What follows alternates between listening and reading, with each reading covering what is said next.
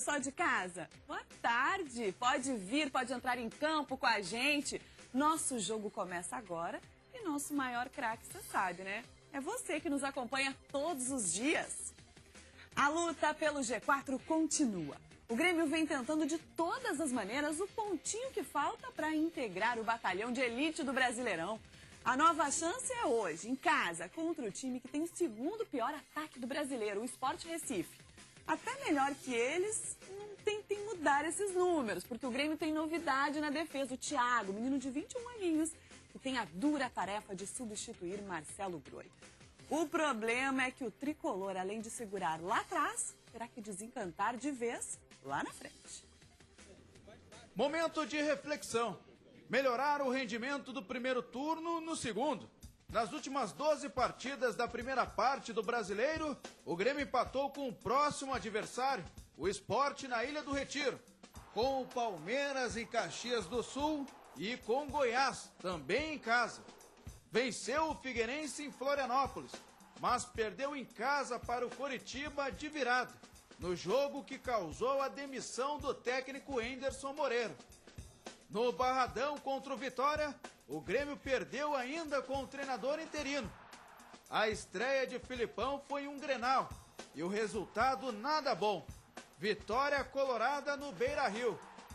O tricolor reagiu e bateu o Criciúma em casa, mas caiu diante do Cruzeiro no Mineirão, depois de carregar um empate sem gols por quase toda a partida. Na rodada seguinte, na Arena, o tricolor venceu o Corinthians e terminou a primeira fase com um triunfo em casa sobre o Bahia e vitória contra o Flamengo em pleno Maracanã. Foram 5 vitórias, 3 empates e 4 derrotas. Aproveitamento que provavelmente não seria suficiente para colocar o Grêmio na zona de classificação para a Libertadores. Contra os pernambucanos do Sport Recife esta noite, o Grêmio não vai contar com 3 jogadores. Luan e Matheus Biteco estão na seleção olímpica. A terceira ausência será mais sentida. Ficou de fora apenas no primeiro jogo do tricolor na competição. E com a ida de Marcelo Groi para a seleção brasileira, oportunidade para mais um garoto.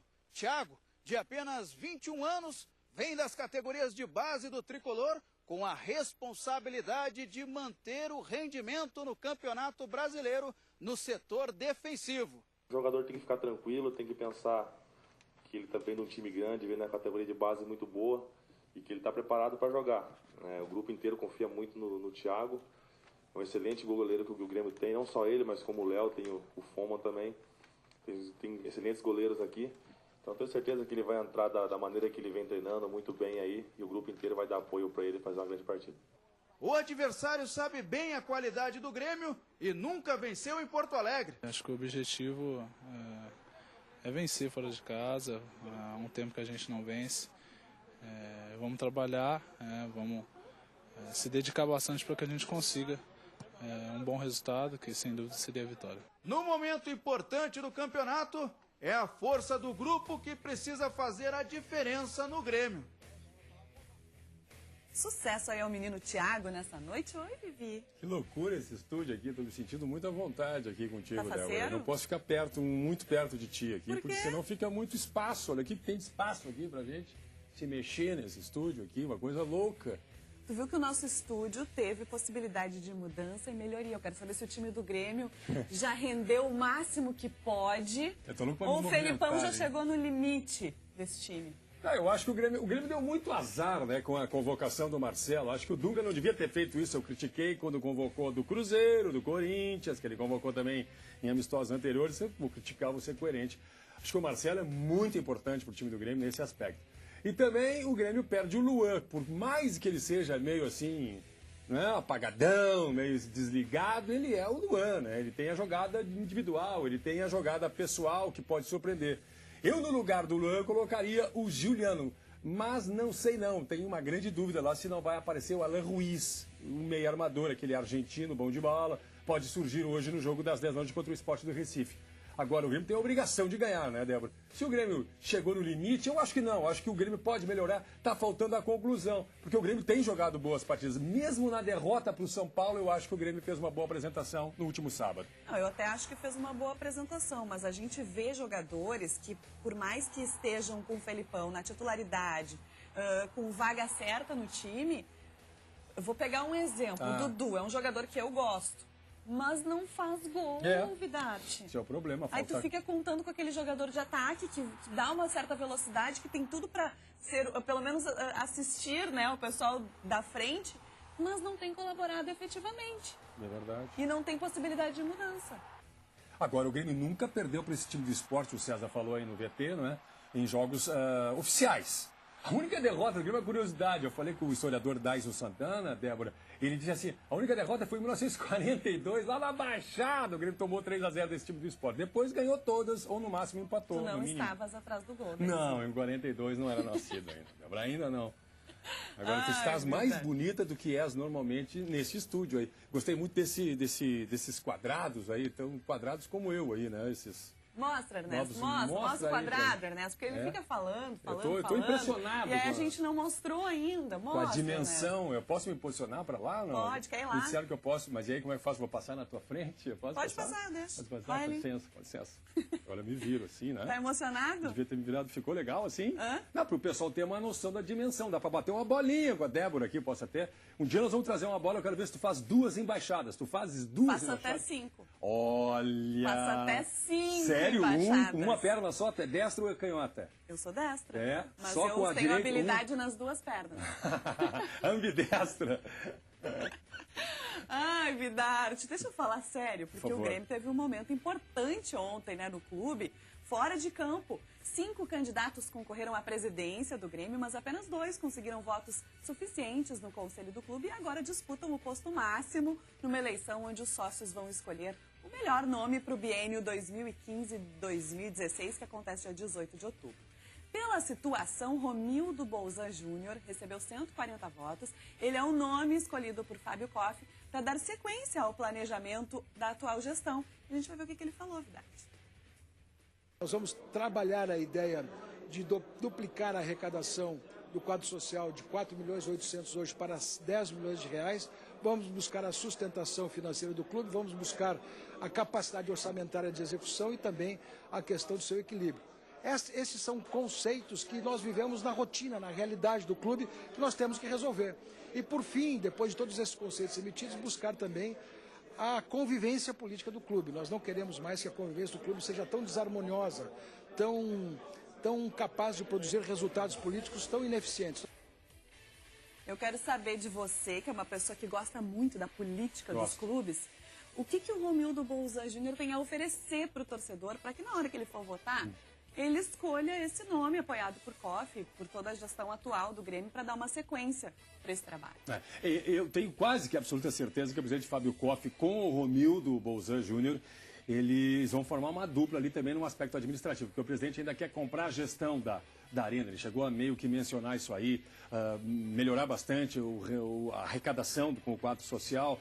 Eles falam também em manter o Luiz Felipe Scolari, que não se sabe se o Luiz Felipe não vai querer ir embora no final do ano, não se tem essa certeza. Ele tem alguma sondagem da seleção portuguesa, então não é muito fácil, não. O Filipão é um treinador bastante caro, não se sabe exatamente se isso vai realmente ser confirmado. Mas é um dos motes da campanha do Romildo Bolzan Júnior, é justamente esse, da manutenção do Luiz Felipe Scolari. É por aí. E muito do aproveitamento das divisões de base, tu vais gostar muito, eles falam muito disso. Mas o Homero também está falando nesse aspecto. Eles têm um discurso nesse aspecto muito parecido, muito semelhante. O discurso de Mas um e do pelo outro. que eu venho acompanhando, o Romildo tem guardado muito segredo do que essa nova, atual gestão está preparando para o ano seguinte, tirando essa questão da Arena, que para eles é a grande prioridade. Pois é. E eu até acho, Débora, que deve ser muito pensada essa questão da Arena. Será que vale a pena? Se deu prejuízo, Débora de Oliveira. A OAS demonstrou isso no balanço, que deu prejuízo de muitos milhões. O Grêmio vai assumir essa situação de ter a gestão do novo estádio, da Arena? Será que vale a pena? Não era bom deixar a OAS mais tempo ali? Aí chega uma hora que a OAS vai dizer, pô, não quero mais esse negócio, toma pra vocês isso aí. E não cobraria nada, é uma tese. Aí vai vender a preço de banana? Aí vende a preço de banana, não é, Débora? Deixa eles administrando, tá dando prejuízo pra eles. O Grêmio não tem esse prejuízo. Mas o torcedor talvez esteja dando prejuízo porque não se sente dono da arena, não se sente parte da arena. E talvez se sentindo assim, mude, né, essa atual realidade. Eu posso voltar para lá? Não, ainda não. Fica aí que eu quero falar da oposição, né? Porque o Homero Bellini Júnior teve 107 votos no Conselho. É a segunda eleição que ele chega ao voto do associado como candidato. Olha o que ele disse. Nosso projeto difere em tudo do projeto da situação. Primeiro, porque eu não conheço o projeto da situação. A situação ficou 2 anos na gestão e eu não conheci o projeto da situação. Até hoje. Eu não vi um processo de profissionalização, eu não vi um processo de modernidade, eu não vi vitórias dentro do campo, eu não vi o fundo de investimentos, eu não vi tantas e tantas coisas que foram prometidas e faladas e não apareceram. Então, eu diria que o nosso projeto de gestão difere em tudo do projeto da situação. E nós confiamos plenamente, por isso te digo sempre, na capacidade que nós temos de devolver a esse grande clube o seu único caminho, que é o caminho das vitórias. Foi forte, hein? Foi agressivo até em alguns momentos, assim, eu classifico assim, o Homero não é do estilo dele, mas está valendo uma eleição, né? Ele tem o sonho de ser presidente do Grêmio. Agora, não difere tanto assim, né? É mais discurso. O que o Homero fez aí é apontar os fracassos do Grêmio, que não são só do Fábio Koff, são de outras gestões. O Grêmio não ganha um Grenal há 2 anos, aí não foi só o Koff, não foi só o Rosão. Mas ele tem razão em dizer que não vê, que todos esses projetos envolvendo as categorias de base, envolvendo títulos, que já vem sendo dito desde quando o Fábio Koff se candidatou e não aconteceram. Não aconteceram porque o presidente Koff tem falado que foi impedido à medida que ele estava imbuído nessa questão do estádio, né? Ele já disse isso, inclusive para ele ir no vestiário e ter uma participação mais intensa no vestiário. Até então, até o Luiz Felipe chegar, ele alegava que não havia condições, ele não podia se transformar em 3, 4. Era isso que ele tentava dizer. Mas eu concordo com o Homero. Faltou o resultado, faltou ganhar um Grenal, mas falta muito tempo, não é do presidente Fábio Koff ou do Romildo ou da atual gestão do Grêmio. Isso já vem de algum tempo. O torcedor do Grêmio está até aqui, quer ganhar do Internacional, quer ganhar um Campeonato Gaúcho, quer ganhar uma competição importante. Tá certo? Agora, não que o presidente não tenha pensado em vencer, é que não conseguiu vencer, essa aqui é a grande questão, né? Se cercou talvez de gente inexperiente no futebol, o Quitolina, o próprio Rui Costa, são pessoas discutidas internamente, que talvez ele pudesse ter feito melhor. Semana que vem, a gente tem tempo, ainda só no outro sábado, eu vou te perguntar qual dos dois tu votaria se tu fosse gremista. Eu falo. Vem pra cá, vamos falar do Inter. Mas eu passo assim? Eu posso Vem, passar? eu tô te chamando, não me obedece? Porque senão não posso tirar a beleza da Débora, né? Do ar. Ai, como eu sofro. Vamos falar do Internacional. O Inter treina hoje à tarde, depois viaja para Chapecó, onde amanhã enfrenta a Chapecoense às 8h30 da noite. O Nilmar tem chances de viajar hoje com a delegação, existe essa possibilidade. Inclusive, o Abel não vai ter o Williams, suspenso. Não vai ter o Arangues, que está na seleção chilena, não é verdade? E perdeu o Wellington também, que sofreu uma lesão no joelho. Ontem, o Meia Alex falou em coletiva e disse que ninguém insistiu do título lá no Beira-Rio, não. E falou também sobre como prefere jogar no time do Abel. Se fosse o caso de jogar ele também mais recuado, alguns jogos até durante o jogo, numa necessidade, eu já vim para segundo volante, lá na Bahia, até de primeiro volante na Sul-Americana, né? Isso, acho que problema não teria. Isso a gente precisaria, lógico, de uma compactação um pouco diferente dos jogadores que estivessem um pouco na frente, mas para mim não teria problema algum se fosse essa situação, se acontecesse, de jogar mais por trás, mais municiando o pessoal e de repente esperando para roubar a bola, fazendo essa transição, enfim. A gente não lida de certa forma como surpresa. Como você vem numa sequência, você está sempre esperando jogar, né?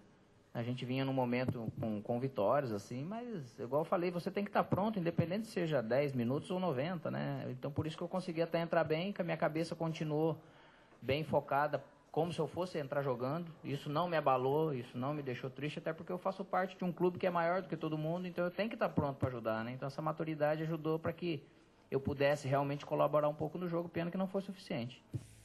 É um jogador muito inteligente, o Alex. Eu discordo da alteração do Abel, de ter colocado ele no banco no último jogo, assim como não acredito na possibilidade dele jogar como volante.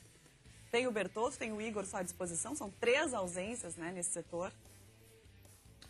Ele jogou como volante, Débora de Oliveira, naquela ocasião que foram campeões da Sul-Americana. Ele disse ali. Ele lembrou bem isso aí. Mas aí tinha uma proteção, estava falando com o Henrique aí antes de entrar no ar, é que assim, o time jogava para eles. Para eles quem? Pro D'Alessandro, pro Alex e pro Nilmar, tá lembrado? Era aquele trio, vamos chamar de trio mágico do Internacional. Tem o quarteto do São Paulo do Internacional, era esse aspecto aí. Então o que eu quero dizer é isso. Acho que agora não dá para fazer isso. Não tem, né? Não tem elemento humano para o Internacional, para o Abel Braga repetir o que o Tite fez em 2008. Vê o que é a velhice? 2008. São décadas aqui trabalhando. Mas não faz tantos anos assim. Faz o quê? 2 mais 4, 6 anos. O Internacional teria que, agora, na minha opinião, realmente colocar o Igor ali, já que não tem os volantes que tu estava citando. Quem sabe o Bertotto.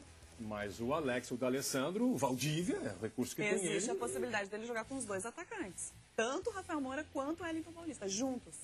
Zé, ele já testou isso e não deu certo, né, Débora? O Abel, na minha opinião, não está numa boa fase. Falei com lideranças do Internacional que concordaram comigo. Ele não está bem. Ele não podia ter deixado o Alex, por exemplo, fora do jogo lá contra o Cruzeiro o primeiro tempo inteiro. Não poderia ter feito isso. Mas quem manda no time é ele. Ele é o cara que ganha o alto salário. Eu faria como eu estou te dizendo. Eu não improvisaria. Não ia inventar agora, num momento tão importante do Internacional. Só precisa desse resultado. O Internacional tem que fazer, no mínimo, 50% de aproveitamento para conquistar uma vaga no G4. Porque o título, na minha opinião, a gente já falou sobre isso, estamos repetindo só, batendo no molhado.